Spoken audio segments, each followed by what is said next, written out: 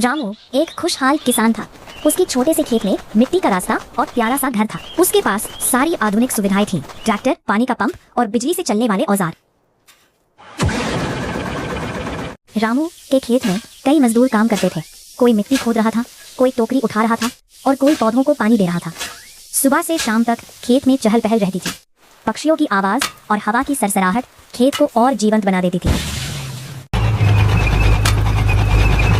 रामू अपने खेत को देखकर मुस्कुराता था।